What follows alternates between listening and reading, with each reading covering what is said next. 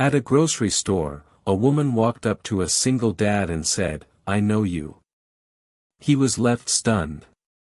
The moment changed everything before he even realized it had begun. 1 second, he was standing in the cereal aisle, calculating prices in his head like a survival skill he had mastered over years of struggle. The next second, a quiet but certain presence stood beside him, and a woman's voice cut through the hum of the grocery store with a sentence that felt like a key unlocking a past he had buried deep.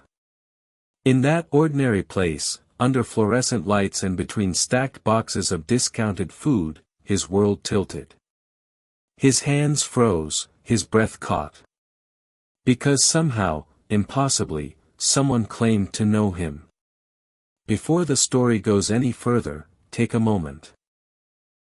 If you believe in kindness, second chances, and the quiet miracles that happen in everyday places, please like this video, comment your thoughts, share it with someone who needs hope, and subscribe to Kind Soul Stories.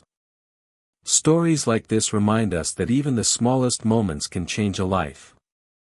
He was a single father in his late 30s, the kind people rarely noticed unless they looked closely. His shoulders were always slightly tense, as if bracing against a wind no one else could feel. Years of responsibility had etched themselves into his face, not in bitterness, but in a constant seriousness that came from never having the luxury to fall apart.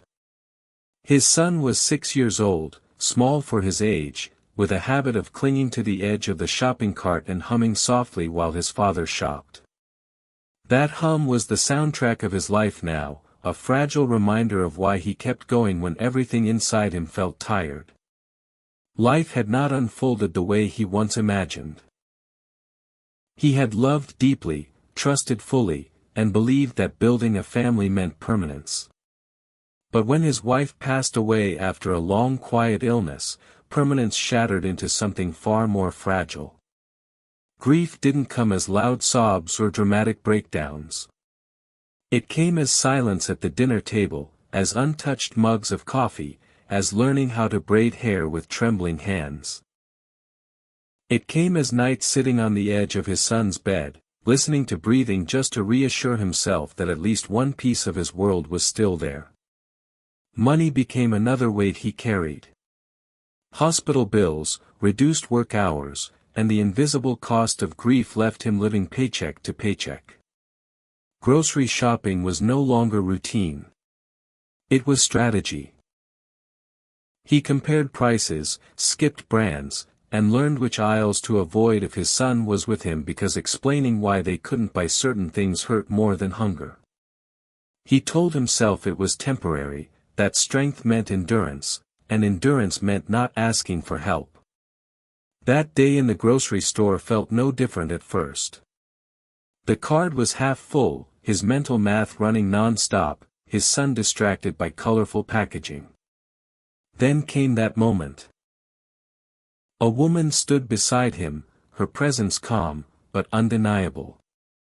There was something about her expression that unsettled him. Not familiarity exactly, but recognition, the kind that sees past the surface. His heart raced, his old instincts flared, the ones that come from being alone for too long and learning to protect her story. He turned to look at her fully, and time seemed to slow. She was around his age, maybe a little older, with tired eyes softened by warmth. She didn't smile brightly or act intrusive. Instead, she looked at him the way someone looks at a photograph they haven't seen in years. That was what frightened him most. He searched his memory desperately, running through faces, places, former lives. Nothing made sense. For years, he had kept his past tightly sealed. Before grief reshaped him, he had been someone else. Ambitious, hopeful, full of plans, he had volunteered at shelters, mentored kids who reminded him of himself, and once believed that doing good was a way of ensuring good would come back. After his loss, that belief faded. Survival replaced purpose. The world became smaller, limited to work, home, and whatever strength he could muster for his child. The woman didn't push or explain herself right away. She simply stood there letting the silence stretch. His son looked up at her briefly, then back at the cart, unconcerned. Children, after all, sense safety instinctively. And somehow she felt safe. As they spoke quietly, the truth unfolded slowly, like a wound reopening, but this time without pain. Years ago, long before he became the man he was now, he had helped a stranger during the worst night of her life. He barely remembered it himself. A ride home in the rain, a small act of kindness when he himself had little to spare. To him it was nothing. To her it was everything. That night had been a turning point for her. She had been young, scared, on the verge of giving up entirely. His kindness had not fixed her life, but it had given her enough hope to keep going, enough belief to try again. She had rebuilt herself piece by piece, gone back to school, found stability, and learned to recognize grace when she saw it. She had never forgotten his face, even as years passed and circumstances changed. Standing there in the grocery store, he felt something unfamiliar rise in his chest. Not pride, not guilt, but a quiet realization that his life had mattered in ways he never measured. While he had been drowning in loss, something good he once did had been growing somewhere else, unseen. As they talked, he felt exposed, as if the armor he wore daily had cracked. She noticed the careful way he counted items, the warm look of his clothes, the way his son stayed close. Without pity, she understood, and instead of offering sympathy, she offered presence. Over the next weeks, their paths crossed again and again, sometimes intentionally, sometimes by chance. She didn't try to rescue him.